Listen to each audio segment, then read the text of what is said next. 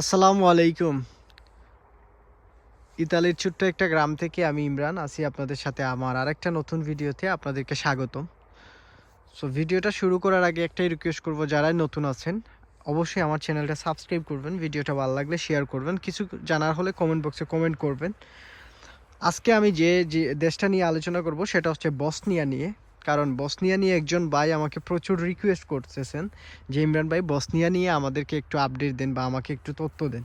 So ওই ভাইয়ের প্রশ্নের আলোকেই আপনাদের জন্য আমি আজকে নিয়ে আসলাম বসনিয়া নিয়ে। সো আজকের এই ভিডিও যদি আপনি দেখেন, আমি আপনাদেরকে এটা করতে পারি যে আপনারা এই ভিডিও দেখার পর বসনিয়া সম্পর্কে মোটামুটি আপনাদের কোনো ধরনের প্রশ্ন আর কোনো কনফিউশন আপনাদের থাকবে না। সো দেরি না করে শুরু করা যাক বসনিয়া নিয়ে ভিডিও। প্রথম অবস্থায় যে বসনিয়া ইউরোপের দেশ কিনা সেটা নিয়ে অনেকেই প্রশ্ন করেন। বসনিয়া হচ্ছে ইউরোপের দেশ, তবে বলকান অঞ্চলের দেশ। প্রথম অবস্থায় আপনাকে জানতে হবে বলকানের দেশগুলা কোনগুলা। সার্বিয়া, আলবেনিয়া, মন্টিনিগ্রো, ম্যাসেডোনিয়া, তারপর হচ্ছে এই যে বসনিয়া হার্জেগোভিনা, এইগুলো হচ্ছে মানে আপনার বলকান অঞ্চলের দেশ, ইউরোপের দেশ কিন্তু তারা হচ্ছে বলকান অঞ্চলের দেশ। আরেকটা জিনিস হচ্ছে বসনিয়ার কিন্তু বসনিয়া শুধু নাম না, বসনিয়ার নাম হচ্ছে বসনিয়া ও হার্জেগোভিনা। বুঝতে পারছেন? এখন আমাকে বাংলাদেশ থেকে যারাই প্রশ্ন করছেন যে ভাই এই বসনিয়াতে যদি ফাইল প্রসেস করি বা ফাইল জমা করি বাংলাদেশ থেকে, তাহলে আমার কত টাকা বাজেট নিয়ে আমাকে দাঁড়াতে হবে এই বসনিয়ার ভিসার জন্য। দেখেন, আপনি যদি বাংলাদেশ থেকে বসনিয়ার ওয়ার্ক ভিসার কাজ করাতে চান কাউকে দিয়ে, যারা কাজ করে তারা আপনার কাছ থেকে 7 লক্ষ টাকা বা 8 লক্ষ টাকা নিতে পারে বর্তমান মার্কেট রেট অনুযায়ী।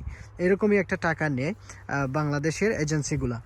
এখন আরেকটা জিনিস হচ্ছে যে ইমরান ভাই, বসনিয়াতে আমরা যদি ফাইল জমা করতে চাই তাহলে আমাদের কি ইন্ডিয়া যাওয়া লাগবে কিনা, এটা যদি আমাদেরকে একটু বলতেন। বসনিয়ার জন্য কন্ট্রাক্টে কেউ ভিসা করাইতে পারবে না। বসনিয়ার জন্য আপনাকে ইন্ডিয়া যাইতে হবে, মাস্ট বি।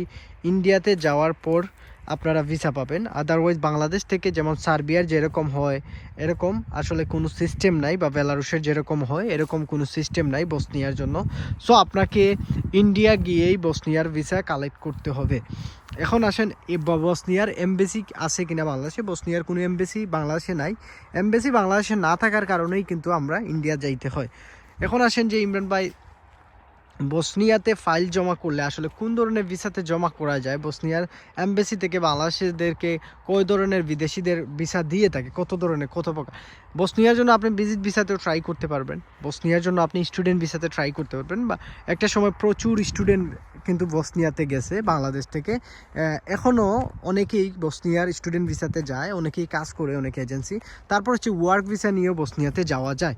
প্রচুর 2023 সালে প্রচুর ভিসা কিন্তু হয়েছিল বসনিয়ার জন্য। এই বছর আসলে খুবই কম। এই বছর 3টা দেশ নিয়ে খুবই বেশি ট্রেন্ডিং, সেটা হচ্ছে বেলারুশ, সার্বিয়া এবং আলবেনিয়া। এই 3টা দেশের কারণেই কিন্তু বসনিয়ার প্রতি মানুষের আগ্রহ এইটা কমে গেছে।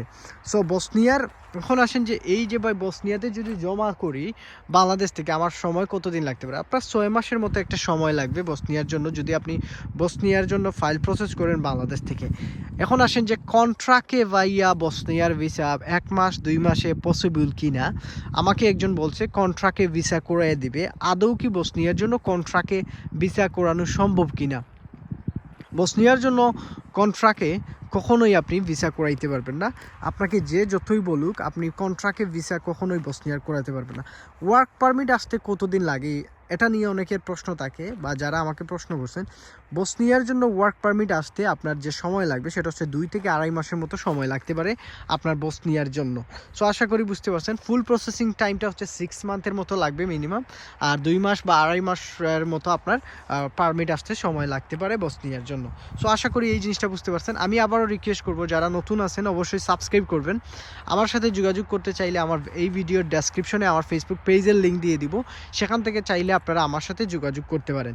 আরেকটা জিনিস হচ্ছে, যারা বসনিয়া নিয়ে আমাকে প্রশ্ন করছেন, ইমরান ভাই বসনিয়াতে আসলে টাকা বা ইনকাম বা বেতন কত, বাংলাদেশিরা কত ইনকাম করতে পারবে বসনিয়াতে গেলে, সেটা যদি আমাদেরকে একটু ক্ল্যারিফাই করতেন। একজন বাংলাদেশি হিসাবে, সাধারণ জেনারেল ওয়ার্কার হিসাবে যদি আপনি বসনিয়াতে যান, তাহলে বসনিয়াতে যাওয়ার পর আপনি 450, 400 ইউরো, 500 ইউরো, 550 ইউরো, 550 ইউরোর মতো একটা স্যালারির রেঞ্জ আপনি পাবেন। অর্থাৎ বলকানের ম্যাক্সিমাম দেশগুলার স্যালারি রেঞ্জটা 550 ইউরোর ভিতরে থাকে।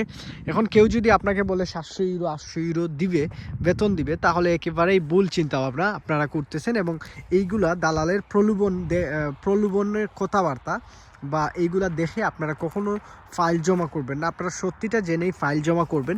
বসনিয়ার মতো একটি কান্ট্রিতে গেলে আপনি সর্বোচ্চ 550 ইউরো ইনকাম করতে পারবেন। বসনিয়াতেও সেম, আপনি সার্বিয়ার মতো যেটা আপনি টাকা খাওয়ার পর বাংলাদেশের 40-45 হাজার টাকা আপনি ফাটাইতে পারবেন।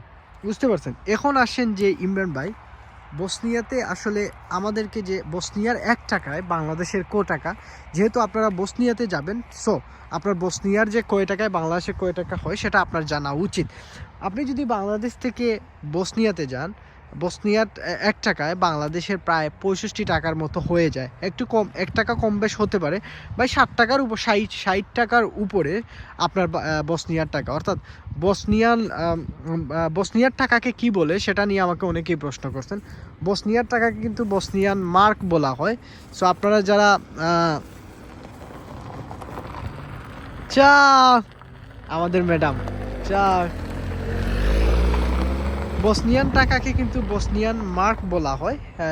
আপনারা আবারও বলি, বসনিয়ান টাকাকে বসনিয়ান মার্ক বলা হয় এবং 1 বসনিয়ান মার্ক ইকুয়াল টু বাংলাদেশের প্রায় 60 টাকার উপরে, প্রায় 65 টাকার কাছাকাছি হবে। তবে আপনারা গুগল করলে এক্সাক্ট রেটটা আপনারা পেয়ে যাবেন, 64, 65, 63 টাকা, অর্থাৎ 60 টাকার উপরে থাকবে। সো আশা করি ভাইয়া বুঝতে পারছেন, বসনিয়ান টাকাকে বসনিয়ান মার্ক বলা হয়। এখন যাদের প্রশ্ন, ইমরান ভাই স্যালারিটা আমাদের কিভাবে দিবে, ব্যাংকে দিবে নাকি হাতে দিবে? বসনিয়াতে যাওয়ার পর আপনি স্যালারিটা ব্যাংকেই পাবেন এবং আপনাকে বসনিয়ান টাকাতেই আপনাকে স্যালারি প্রোভাইড করবে। এই যে সার্বিয়াতে, বসনিয়াতে, এগুলা কিন্তু তাদের দেশের কারেন্সি যেটা, সেই কারেন্সিতেই কিন্তু আপনাকে বেতন বা স্যালারিটা প্রোভাইড করবে। বুঝতে পারছেন?